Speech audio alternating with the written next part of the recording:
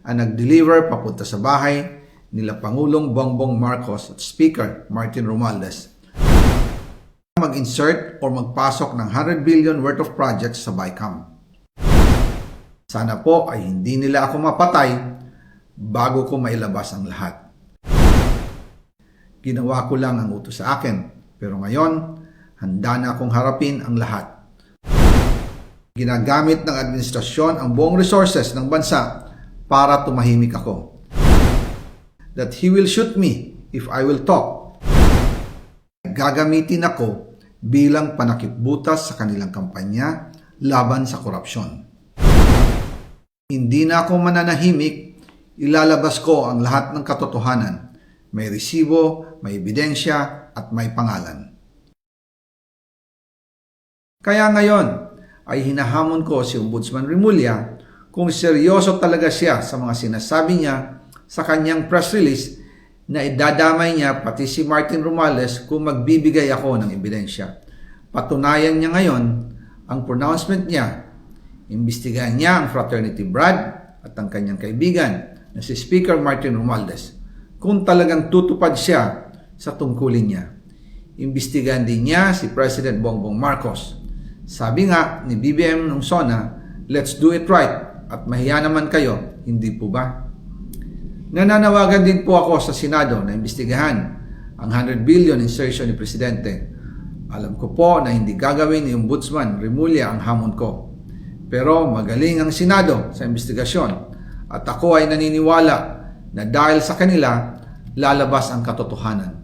Yung pong listahan ng mga projects, ilalabas ko din kasama ng video na ito.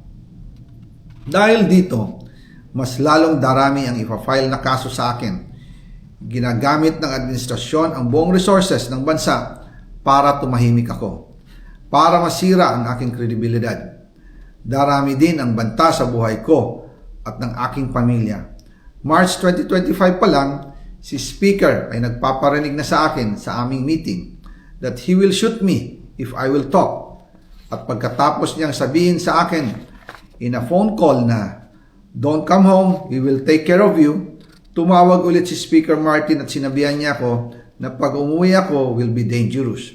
Kasi they might hire someone to do a rub out on me or hire the police to kill me while in jail. Una pa lang ito sa mga gusto kong ibunyag. Marami pa akong dadalhin sa liwanag. Isa na dito ay yung kay Henry Alcantara, ang DPWH boys, ang sinasabi nilang halaga sa ICI ay 21 billion. Hindi po totoo yan. Ang totoong numero ay 56 billion pesos at yung pong halaga na yan ay kay Pangulong Bongbong Marcos at Martin Romualdez na punta lahat. Ilalabas ko po ang buong detalye sa darating na mga araw. Kaunting pasensya pa po. Sana po ay hindi nila ako mapatay bago ko mailabas ang lahat. Sa inyong lahat sa Pilipinas, lalong-lalo na sa aking pamilya, taos-puso akong humihingi ng paumanhin. Ginawa ko lang ang utos sa akin, pero ngayon, handa na akong harapin ang lahat. Uulitin ko po, yung pong pera, wala pong napunta sa akin. Dumaan lang po ang pera sa akin para i-deliver kay Speaker Martin Romualdez at Pangulong Marcos. Salamat sa inyong pag-unawa.